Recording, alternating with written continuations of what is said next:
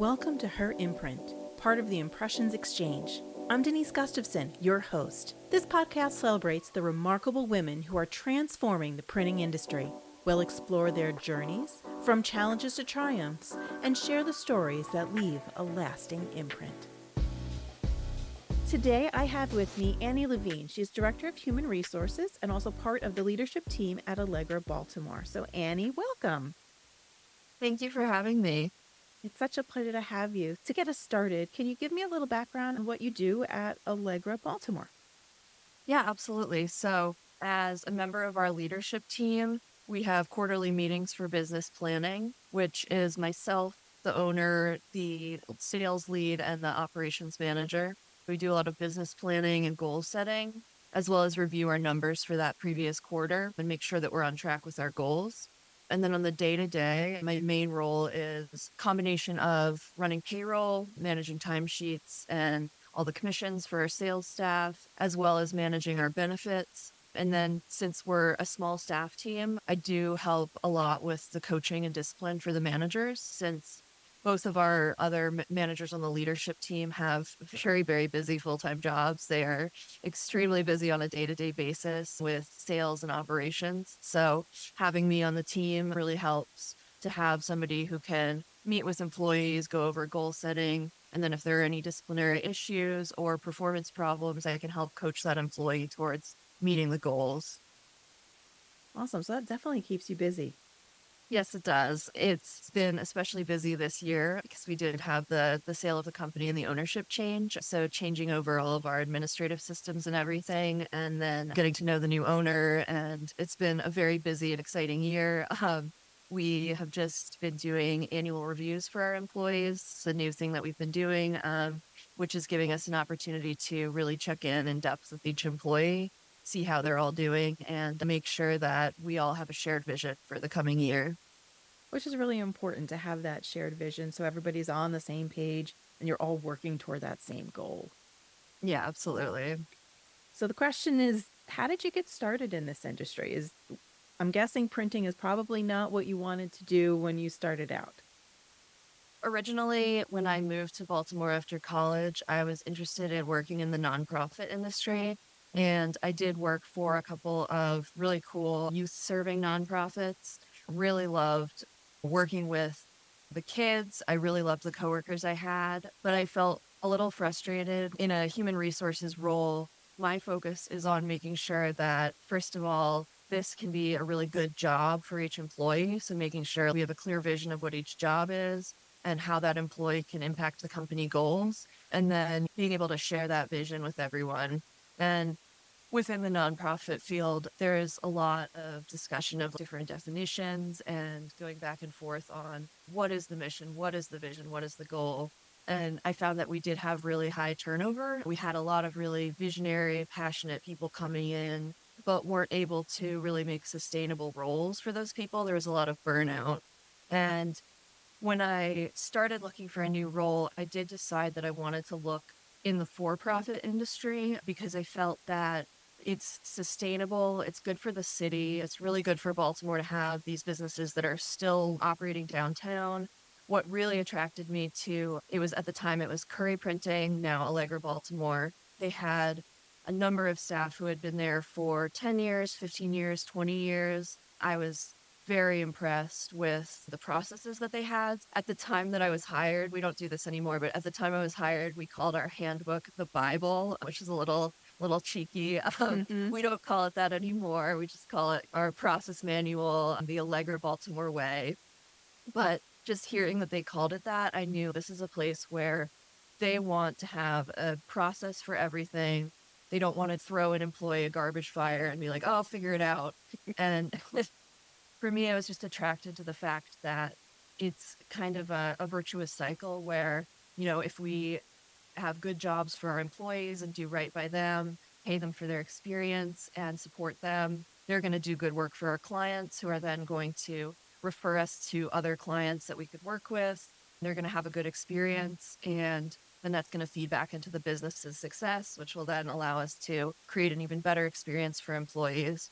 For me, that was actually pretty inspiring. And especially the fact that a lot of these businesses in the printing industry are very scrappy. They've survived recessions, huge changes in technology.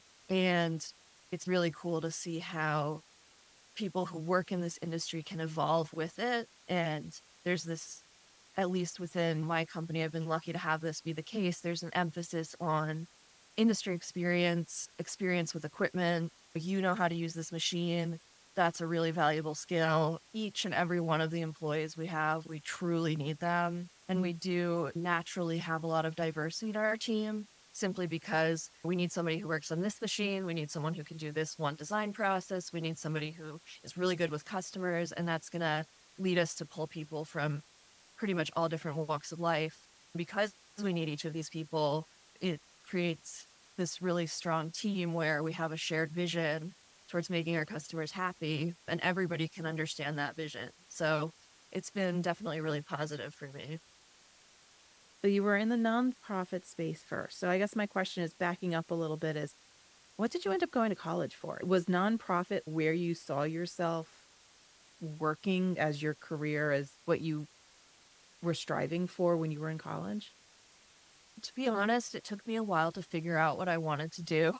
I was actually an English major. I do love literature, but at the time I did not know what I wanted to do for a career. My mom is a journalist. My dad was a teacher for many years. So I didn't have as much exposure to the business world. So I didn't really see myself in that space. And especially in human resources, is even within a small business, it's a little bit more on the corporate side of a role.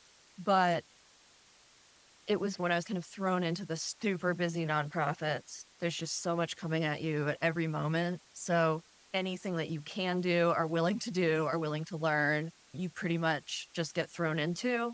I found that what I was good at and what I was drawn to was creating handbooks, change management, policies, payroll, figuring out complicated disciplinary issues.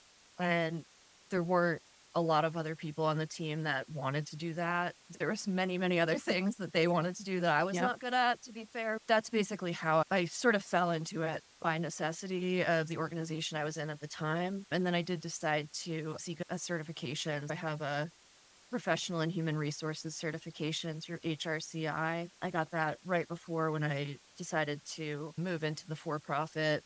I felt like that would help the companies I was applying to understand that I had a solid background of work experience, but also this theoretical knowledge. I was aware of labor laws, best practices, and everything going on in the state and federal government so that I could advise on that. It's interesting. Like you said, a lot of people didn't want to do some of the things that you were strong with. Because honestly, working with people, especially when you're dealing with disciplinary changes or leadership changes or enforcing rules and guidelines, that's not easy work to do. Yeah. What I've found that draws me to that is it's not that I enjoy having difficult conversations, it always is difficult, but I do feel that I would rather do it than someone else who feels less prepared, who may not handle it with as much experience or who may be more impacted by it. So I do find myself, stepping up in those situations. I've had to terminate people, I've had to have difficult disciplinary conversations with individuals. I've also had to try to retain people who are leaving, sometimes with success, sometimes not.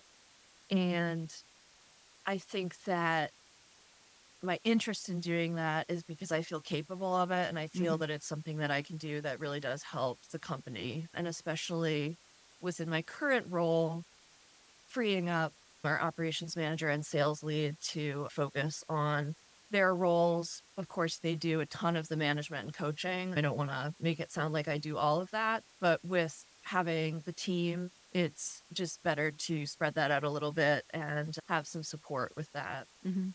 As you're coaching these folks and as you're seeing them make the progress toward different goals, there's a certain amount of pride in some ways, I guess, that you probably can see because you can see that you are actually making an impact on an individual's life, on their career, helping them to move to whatever that next step is for them. Yeah, definitely. I'm very team focused. One thing I've actually received feedback is when I'm asked, what am I proud of that I accomplished this year? I'll say something like, the holiday party planning committee did a wonderful job and, they really nailed it. But it's supposed to be what you're proud of. But it really is what I'm proud of because creating the environment where people feel like they can contribute ideas, where they feel confident enough to take action. And the holiday party planning committee is one easy example Mm-hmm. because in theory, it's a small thing, but it's so healthy for the company, for everybody to come together at the end of the year and just have a relaxed time to celebrate.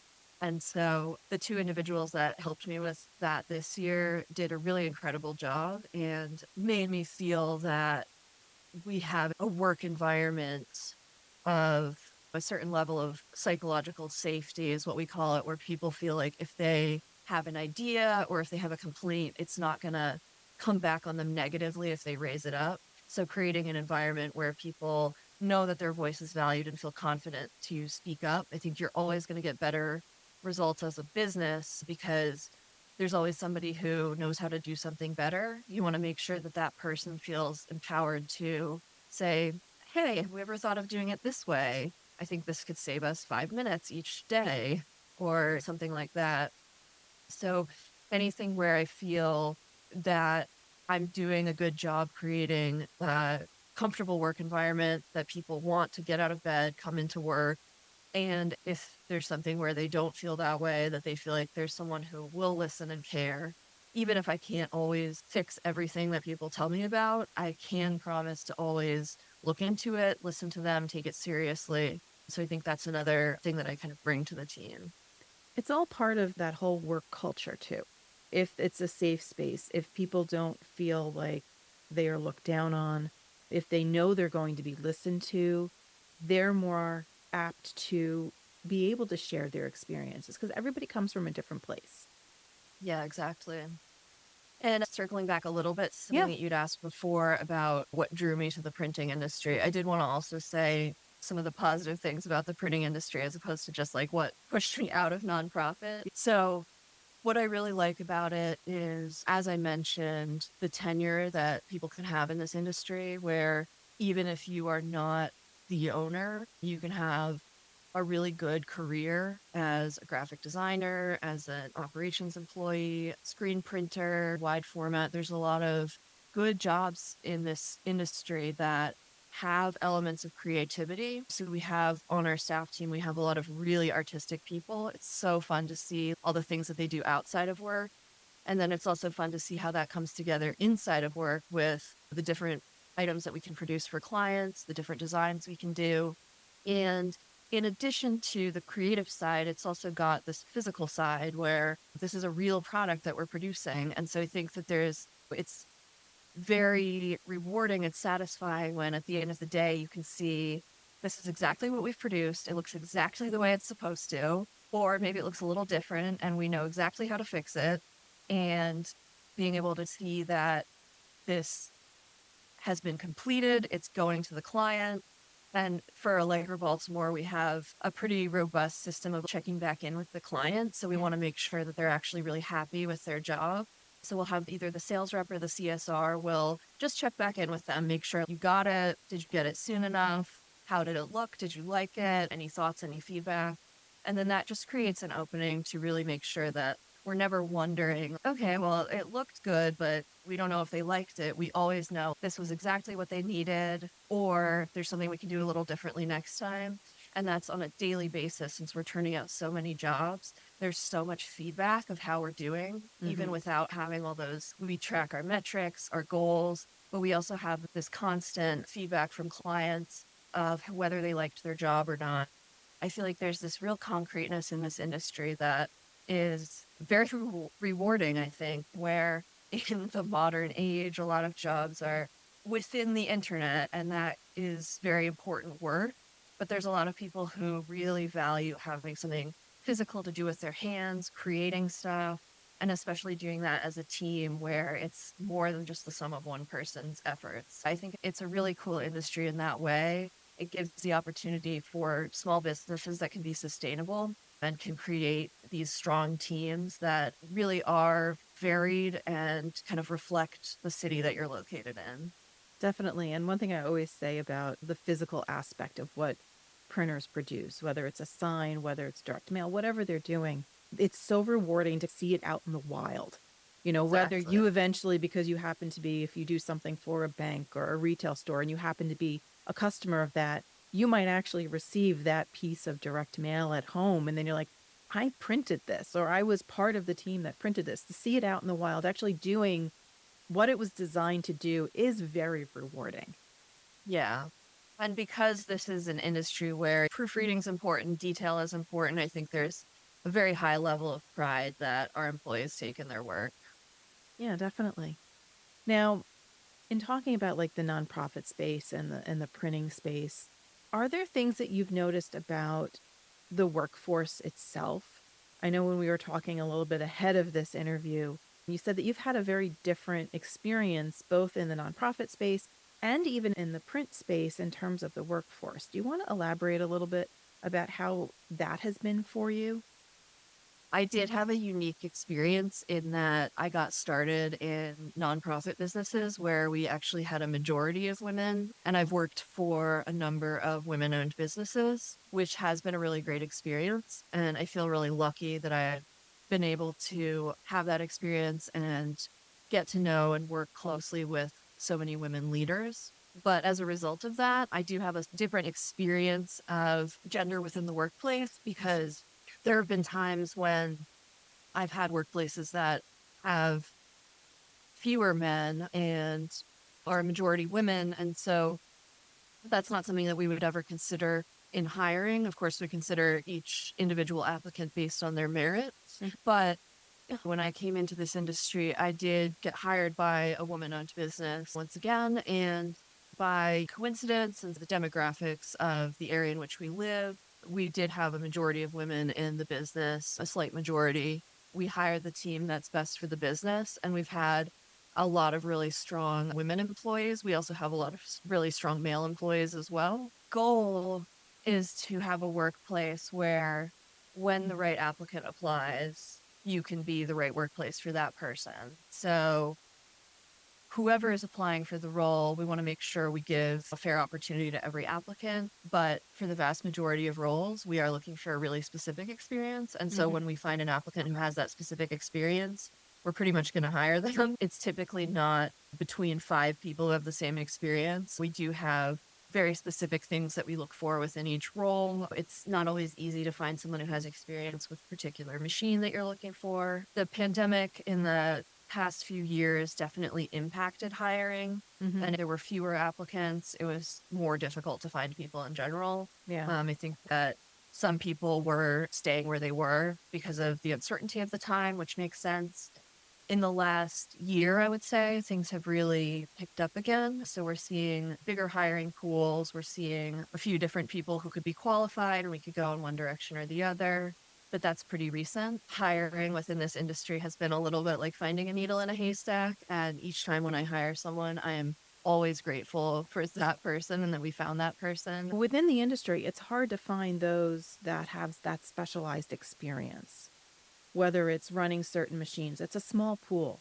So, in some ways, that's probably more important than gender at that point. Because it is relatively a small industry, and we often are looking for someone with a specialized experience within either a certain type of machine or certain area like wide format, Mhm. embroidery. If we find someone who does have that industry experience, we want to keep them in the industry because that person is really valuable. We don't want to lose them to another industry where they're going to now have to retrain and then we're going to have to train someone who doesn't know. So I think it's important to be positioned to recognize that experience when you see it in applicants. And it's important to make sure that you're getting a wide pool of applicants from all areas. But as long as you're doing that, I think that you want to just make sure that when you get the right resume feels different. So just don't let it pass you by when it comes. Mhm. And I think one of the challenges, because people are having such a challenge finding people that are skilled in certain things, sometimes you have to go for the person that is a good person. They have a good work ethic. And then you end up having to train them up. So that then begs the question is, how do you view training and mentorship within the organization to help to not only teach new skills, but also to reinforce skills and then have people grow. How important is that part of the business as well? It's very important. It's key. So, one aspect of that would be succession planning. So, you never want to end up in a situation where someone who's really key either retires or decides to move on, and you don't have anybody who is even remotely close to being able to fill that role. I really prefer to promote people from within when possible. It's not always possible, depends on the level people are at.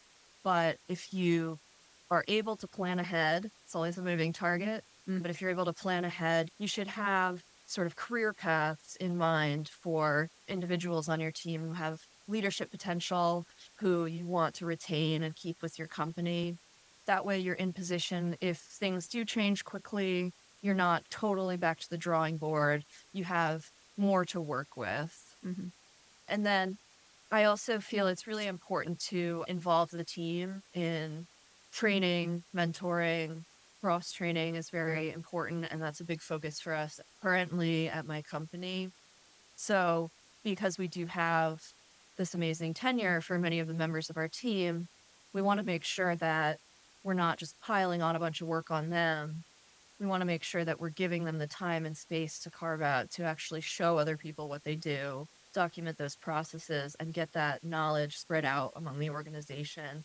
Picture it as like a little net of influence where if you get everybody talking to each other, they're going to learn more. They'll have better visibility of what other employees are doing, and then that will help them to work better with them as well as do their own work better. And then the last part of that would be, just trying to look out for opportunities for other people and try to always bring up someone else with you. That is definitely something that I've carried with me from my nonprofit world. I think that the mentors I've had and the people I've met in the for profit world have been really passionate about mentoring as well. I think that sometimes there's this reputation that the for profit business world is cold and unwelcoming, but especially within small business and especially in the printing industry, I have not found that to be the case. I think that most people are looking to form connections. People are excited about what they're doing. People have different anxieties and fears about the future. And I think everybody is better when we get together and talk about it. I've been lucky to have the previous owner, Paul, is still a great mentor to me. She's helped me connect me with opportunities to speak at the NPSOA conference, which I did last year. I'm going to speak at that again this year. I'm so excited. It was genuinely just so energy restoring to be there, just getting to meet people, speak to different leaders within the industry, and to talk out different challenges that people face. And, since Paula helped give me that opportunity, my goal going forward in the future will be if I have something that I'm doing that I can recommend someone else for, then I will also do that as well. I think that it's important for women to do that for other women. I think it's also important for everyone to do that for everyone. It's really important to not miss opportunities for mentorship and relationships. Within my role, my whole strength is based on my relationships that I have with the other members of the leadership team. And we make each other better. Mentorship is such a powerful tool for organizations to build strong staff teams, make sure your staff team is sustainable, and then just also be a force for good in the world and just create this positive energy where you really become a company your employees want to work for. They want to get up in the morning and come in when there's just all this positive energy, there's relationships, there's learning. It can be more than just the day-to-day work, even though that is rewarding within that. But it can just really grow beyond that as long as you just speak to people, let them know what you're doing, find out what they're doing. Yes, I think that can be a really great strength in this industry. You answered my next question a little bit already in talking about mentorship. And you came from nonprofit, moved into print. So you went from nonprofit to for profit. That's a huge learning curve. So, Yes. why was it so important for you to have a strong mentor as you were learning about the industry? Coming into a new industry of any type, there's always a steep learning curve. And I think that's especially true coming into the printing industry. because it's very important to learn the process, the diversity of products offered, and then also just sort of what the norms and culture are. How do the team members expect things to work? When you have employees with long tenure, it's typical to have a lot of knowledge live in people's brains. And so for me coming in without that industry context, it was key to have Paula available to just bounce questions off of. So just say like, hey, people are reacting to this in this way. Why is that? So for instance, people can get tense when it comes to deadlines and rush jobs. It's important to understand the different factors that go into that. So you need to know, is this employee being stubborn or is this physically impossible in our real universe? And you never want to assume that the employee is being stubborn when it's actually physically impossible. That could really damage trust with the employee. So it's just important to learn and observe, rely on leaders and the mentors who are helping you. What Paula did that was really helpful was just providing me with a ton of context. For me, I like to know everything. I like to read, I like to learn, observe. I do work remotely now, but I don't think this role would necessarily be possible if I hadn't worked in person for several years prior, just because I was able to walk around, see the machines, see what people are doing, look at the job jackets. It is a very physical industry. There's a reason why most of our employees can't be remote. And so I think it's important to just really see what that looks like. It's also really valuable just in getting to know people. When I was starting out, I would try to kind of insert myself into things and just be like, okay, what are you doing? What's this? That's cool. What are you? And through doing that, sometimes you learn a little bit about the machine, but almost always you're going to learn a little bit about that employee. And then once you've built that relationship a little bit, try to remember what they said, check in next time. And then that person will know, okay, here's a person, like if something's not right, this person is reasonable. I can go to her, let her know, like, hey, there's a safety issue, or hey, this process makes no sense and we're losing money on it. And I just think that's really important. So building that foundation, Paula provided me with a ton of industry magazines, publications. She would send me articles, just anything that she felt like would help me understand the trends in the industry or the culture of our company. And then we would just meet frequently as well. In our company, we have a good meeting cadence. We have weekly leadership team meetings, and we have a space within that to both bring up any issues that we want to discuss, but also just to share something we call headlines and just like, this person is really crushing it this week. You know, she helped everybody with all their work. This person has an issue with transportation. They're going to be late this week. It'll be fixed next week. Just kind of checking in, knowing what's going on, and making sure that everybody's communicating, because that's the key. We don't want to all just be in our little silo. We want to make sure that we are connecting with the other leaders in the company and the other employees in the company. So it all kind of supports itself in that way. And it does create a really positive atmosphere where you have a strong team that has kind of its own identity as a team. That's all really important. The communication is essential. Yeah. And for you to actually to go and be on that shop floor, to actually see what's going on, helps you understand the situations that employees are going to be in and how they work and see how they react to stress, to changes. How flexible are they? That actually gives you a lot of information about each of the employees, which I think is essential as you are helping and coaching and helping the owners coach those employees, to continue to grow in their roles. Yeah. Yeah. So, in closing, this is probably my favorite question that I ask. So, knowing what you know now, so your background in nonprofit, your move over to printing, all the things that you've learned thus far. If you were just starting in the printing industry today, so you were just walking in the door today, what advice would you give yourself? That's a great question. I definitely would tell myself to be patient with learning because it is a lot of information and this industry will reveal itself to you, but it's not going to just take a month, but it's going to take more time. Some of the cycles of the year that we deal with, certain jobs that come in at certain times, you really do need to be there for a year before you're going to see like how that goes. And then I would advise myself as well to just continue talking to people, just ask people questions, see what they're doing, but also to be confident because you don't know what you don't know. And it's good to know that, but you can't let that stop you from sharing your viewpoint. So I was hired by Paula and brought into this company because I had knowledge that nobody else there had, and they did want me to contribute that. My rule for myself was always if I'm invited to a meeting, it's because they want to hear what I have to say. And so I'm going to make an effort to contribute something helpful. And that's the same advice that I would really give to anyone starting in any industry. Remember why you were hired. They chose you. They chose you for a reason. You have a knowledge base that the company needs.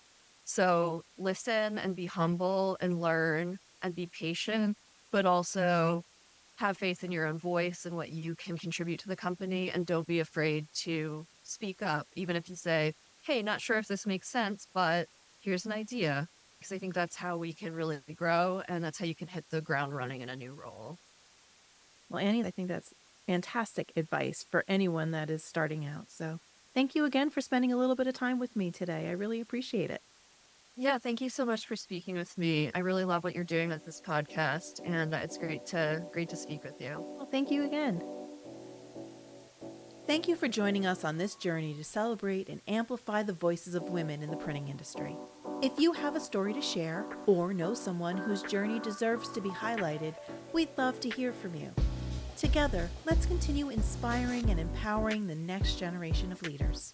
Until next time, keep leaving your imprint. This is Her Imprint. See you soon.